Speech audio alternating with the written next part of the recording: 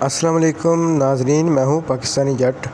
اچھا، آج کی ویڈیو کے بارے میں آپ کو ٹائٹل دیکھ کر پتہ تو چل ہی گیا ہوگا، تو بس میں آپ سے یہی کہوں گا کہ آپ نے ویڈیو کو پورا دیکھنا ہے، دھیان سے دیکھنا ہے تاکہ آپ کو بات سمجھ آ سکے۔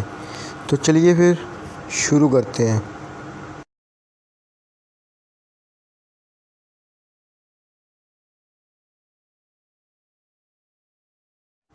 اچھا جی، یہ جو بھائی صاحب ہیں ان کی ایک ویڈیو ہے، اس ویڈیو کا ٹائٹل اور تھم نیل آپ لوگ اپنی اسکرین پر دیکھ رہے ہو۔ اچھا، ذرا اندازہ کریں کہ کس طرح کے انہوں نے تھم نیل بنایا ہوا ہے اور کس طرح کے انہوں نے ٹائٹل دیا ہوا ہے۔ ایک بیہودہ سا بیکار سا انہوں نے تھم نیل بنایا ہوا ہے، اور پتہ نہیں کس کے اوپر فوٹو لگائی ہوئی ہے بے حیا سے ہی۔ اور یہ دیکھیں، بالکل یہ ایک جھوٹی بات ہے جس کو پکڑ کر انہوں نے جناب وہ پوری ویڈیو بنائی ہے، اور یہ بالکل نا اسلام کے خلاف ان کو کچھ نظر نہیں آتا۔ یہ جھوٹ پر جھوٹ بولتے جاتے ہیں، نہ ان کو کوئی سچ کا پتہ چلتا ہے اور نہ جھوٹ کا پتہ چلتا ہے۔ اچھا، اس بارے میں یہ جو گفتگو کر رہے ہیں ذرا اس ویڈیو میں وہ بھی تھوڑی سی سن لیں، پھر اس کے بعد مزید بات آگے کرتے ہیں۔ تو رسول نے مسجد نبوی میں یہ اعلان کیا کہ کون مروان کی بیٹی سے میری جان چھڑائے گا۔ جی تو کیا ہوا جی کہ ایک نابینا صحابی تھے، مجھے نام نہیں یاد، پتہ نہیں عمرو یا عمیر کو، ہاں وہ ایسا تھا کہ اسے شام کو نظر نہیں تھا آتا۔ وہ کیا ہوا، رات کو اس کے گھر میں گھس گیا، ہاں، اور وہ اس ٹائم سوئی ہوئی تھی اور ایک بچہ اس کا دودھ پی رہا تھا۔ جی تو اس نے اس کے پیٹ میں خنجر یا تلوار جو تھی وہ داخل کر دی اور اسے مار دیا۔ ٹھیک ہے جی، سن لیا آپ نے۔ اچھا، میں اب آپ کو نا ایک اور کلپ سناتا ہوں، اور اس میں نا میں ان کے چینل پر گیا ہوں اور میں نے ان سے پوچھا ہے کہ ہاں جی جناب، یہ جو آپ نے بات کی ہے یہ کہاں سے کی ہے؟ تو پھر ذرا وہ بھی آپ سن لیں، پھر ایک ساتھ ہی بات کرتے ہیں سب پر۔ ہاں ٹھیک ہے، چلیں مان لیتے ہیں جی وہ نبی تھے، آگے چلیں۔ ایک جو آپ نے ویڈیو بنائی تھی کہ محمد نے دودھ پی تھی، ماں کا قتل کر دیا، نعوذ باللہ، تو آپ مجھے بتا سکتے ہیں کہ وہ آپ نے جو اسما بنت مروان کا جو ذکر کیا تھا وہ کہاں سے کیا تھا؟ سیرت ابن ہشام سے کیا تھا۔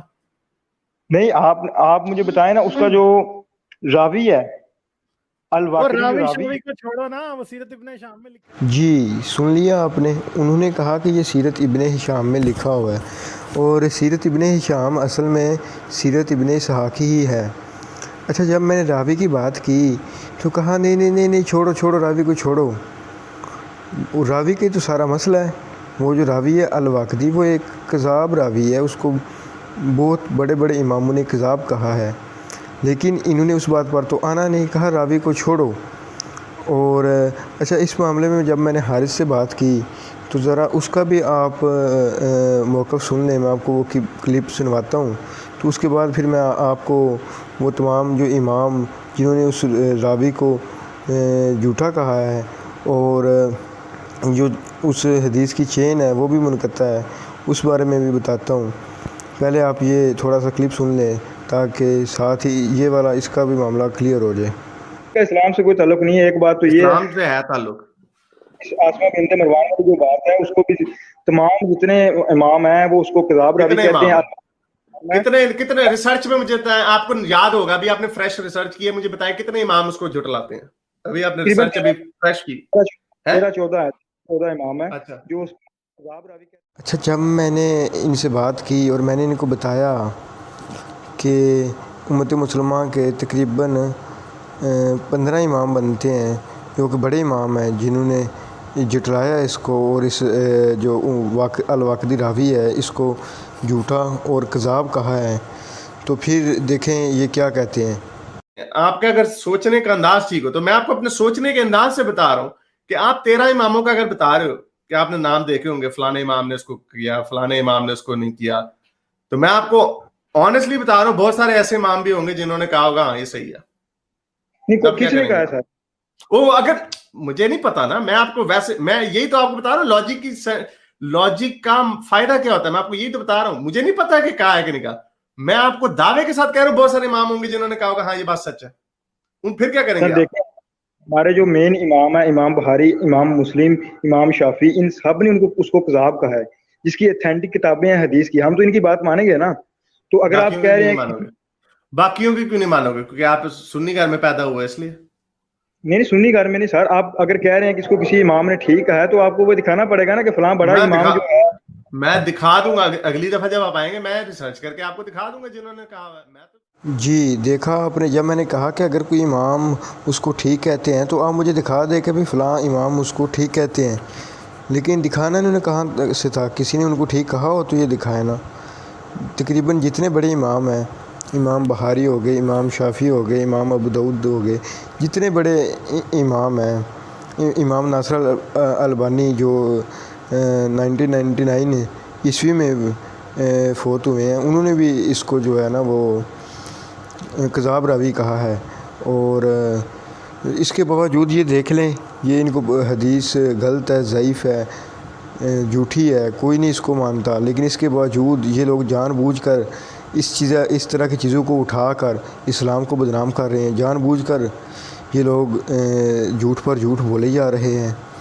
اچھا اب میں نا آپ کو دکھاتا ہوں ایک بار وہ کہ کس امام نے نا اس راوی کو جھوٹا اور کذاب کہا ہے. چلیے جی دیکھتے ہیں کیا الواقدی واقعی ایک محدث تھا اور اس کی حدیثوں کو مانا جاتا تھا یا نہیں, حقیقت کیا ہے. اچھا جی, تاریخ میں الواقدی کے کام کے سبھی مترف ہیں, مگر محدثین نے الواقدی کو محدث تسلیم نہیں کیا. علم حدیث کی علوم و فنون کی روح میں انہیں ضعیف, کمزور, غیر ثقہ, یہاں تک کہ موضوع حدیث کا حالی کہا گیا. خطیب بغدادی نے امام بخاری کا قول نقل کیا ہے, محمد بن عمر الواقدی پورا نام ہے, قاضی بغداد, مترک الحدیث, یعنی الواقدی کو مترک الحدیث کہا. جن محدثین نے الواقدی کو علم حدیث میں ضعیف یا غیر ثقہ کہا ہے وہ یہ ہیں. اگلے نمبر پر ہیں جی امام محمد بن ادریس شافعی المتوفیٰ 204 ہجری, امام یحییٰ بن معین المتوفیٰ 233 ہجری, امام اسحاق ہیں جی, امام احمد بن حنبل المتوفیٰ 241 ہجری, امام محمد بن اسماعیل بخاری ہیں جی المتوفیٰ 246 ہجری, ان کی کتاب بھی ہے جی بخاری شریف, اور امام ابو داؤد سجستانی المتوفیٰ 275 ہجری, امام یہ نیچے دیکھ لیں آپ, نیچے امام محمد ناصر الدین البانی المتوفیٰ 99 عیسوی, یہ بھی اس دور کے ایک بہت بڑے عالم حدیث ہیں.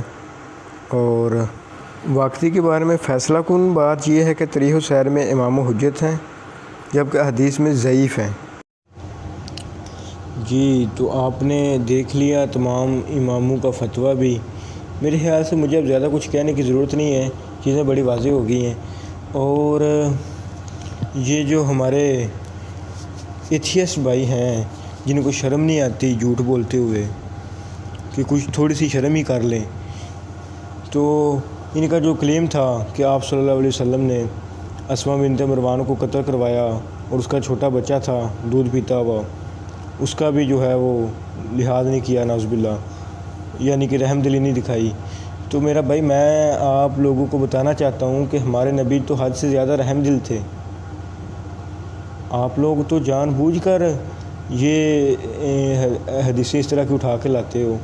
انہوں نے تو جو ان کے چچا حضرت حمزہ رضی اللہ تعالیٰ عنہ کا قاتل تھا وحشی, اس کو معاف کر دیا تھا. تو وہ تو حد سے زیادہ رحم دل تھے.